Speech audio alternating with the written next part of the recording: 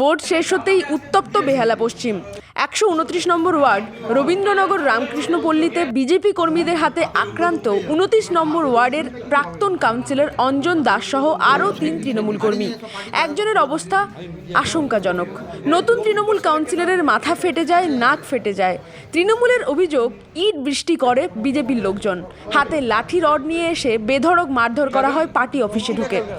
এর মধ্যে বিদ্যাসাগর হাসপাতালে আহতদের চিকিৎসা চলছে। যিনি আশঙ্কাজনক অবস্থায় রয়েছেন তাকে SSKM হাসপাতালে স্থানান্তরিত করা হয়েছে। ঘটনাস্থলে তৃণমূল প্রার্থী রত্না চট্টোপাধ্যায়। ব্যুরো রিপোর্ট, বাংলার কণ্ঠ।